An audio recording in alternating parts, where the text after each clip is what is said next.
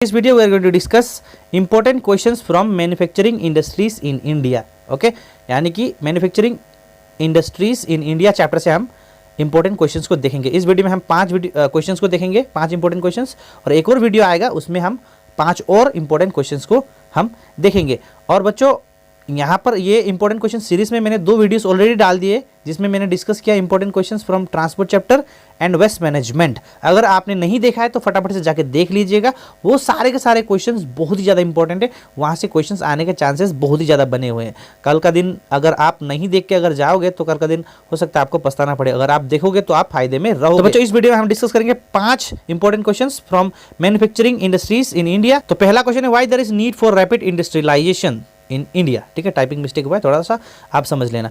So industrialisation provides employment to the people, लोगों को employment देती है इंडस्ट्रियलाइजेशन, पहला। दूसरा, India has to reduce dependence on foreign countries and become self sufficient for the goods and services. India को क्या होना है, इंडिया को फॉरेन कंट्री पर डिपेंड नहीं रहना है और सेल्फ सफिशिएंट होना है गुड्स एंड सर्विसेज के लिए, यानी कि खुद ही गुड एंड सर्विसेज का प्रोडक्शन करना है।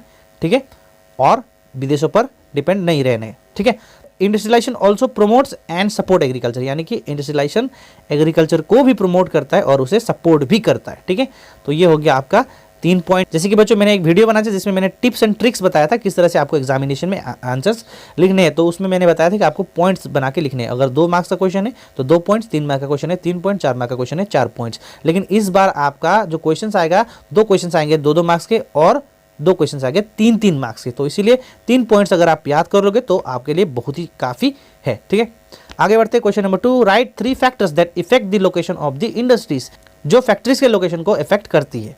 ठीक है, बहुत सारे फैक्टर्स है, आपके बुक में बहुत सारे फैक्टर्स दिए गए हैं, आपको केवल 3 लिखना है। तो पहला आंसर, रॉ मटेरियल।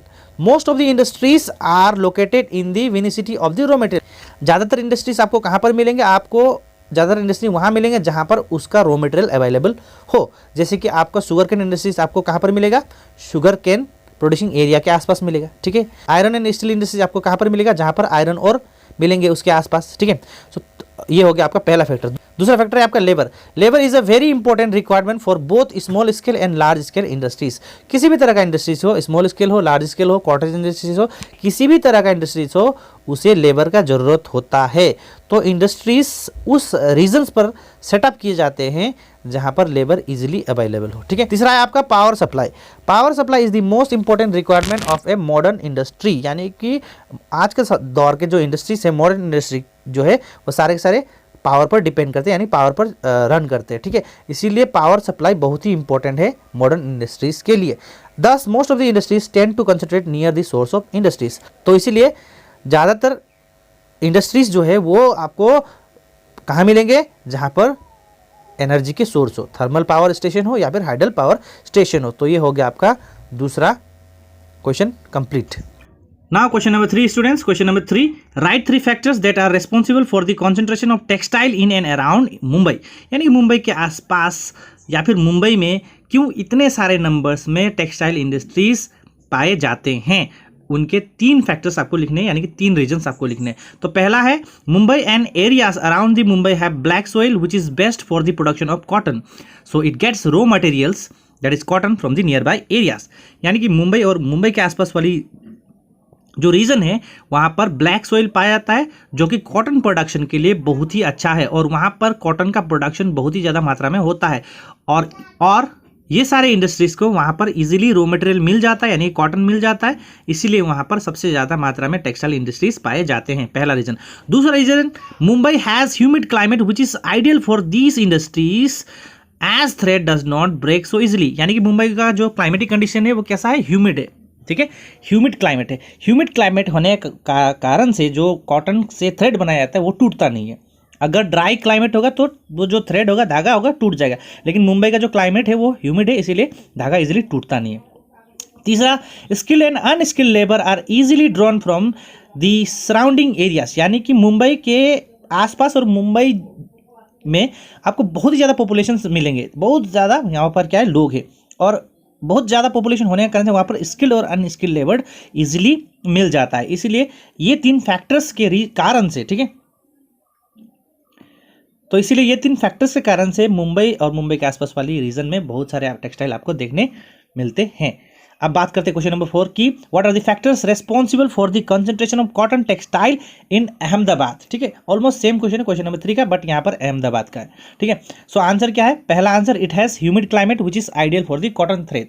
जैसे कि पिछले क्वेश्चन में हमने देखा कि मुंबई में क्या कैसा क्लाइमेट था, ह्यूमिड क्लाइमेट है। ठीक है, और उसी तरह से अहमदाबाद में भी क्लाइमेट कैसा है, ह्यूमिड है, जिसके कारण से ये आइडियल क्लाइमेट है किसके लिए, कॉटन थ्रेड के लिए।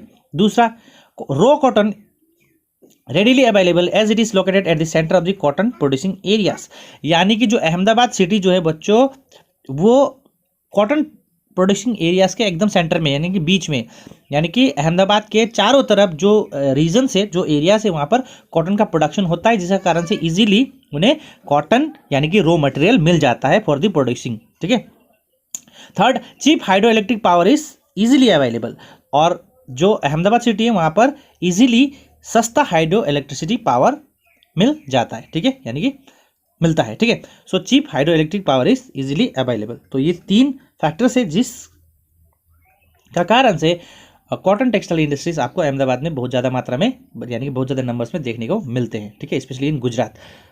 आगे हम बात करते हैं बच्चों question number 5, right any 3 problems of cotton textile industries in India. यानी कि इंडिया का जो कॉटन टेक्सटाइल इंडस्ट्रीज है उनका प्रॉब्लम्स आपको लिखना है, बट केवल 3। ठीक है, तो सबसे पहला तो स्कैर्सिटी ऑफ रॉ मटेरियल्स, यानी कि रॉ मटेरियल का बहुत ही ज़्यादा कमी है, यानी कि उतना कॉटन प्रोडक्शन यहाँ पर नहीं होता है जितना चाहिए।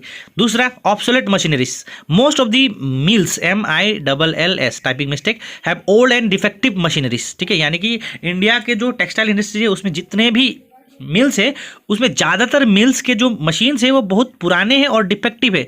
अब जिसका कारण से क्या होता है, due to which productivity is very low, जिसका कारण से प्रोडक्टिविटी बहुत ही लो होता है। ठीक है, ये हो गया दूसरा फैक्टर्स, और यानी कि दूसरा प्रॉब्लम्स। तीसरा प्रॉब्लम क्या है, सिक मिल्स। सिक मिल्स मतलब ऐसा मिल्स जो अब लॉस में रन कर रहा है। ठीक है, सो इंडिया में लगभग 177 मिल्स ऐसे हैं जो कि सिक मिल्स है, यानी कि लॉस में चल रहे हैं। ठीक है, so here about 177 mills are going in loss and hence declared as sick mills. तो ये 3 प्रॉब्लम्स है जो कि इंडिया के कॉटन टेक्सटाइल इंडस्ट्रीज फेस कर रहे हैं। ठीक है, तो बच्चों ये 5 इंपॉर्टेंट क्वेश्चंस हो गए। एक और वीडियो आएगा जिसमें और हम 5 इंपॉर्टेंट क्वेश्चंस देखेंगे from the chapter manufacturing industries in India. तो हमारे चैनल को सब्सक्राइब करें और उस वीडियो को आप देखें, यानी कि पार्ट 2, इसी चैप्टर का पार्ट 2 आप जरूर देखें।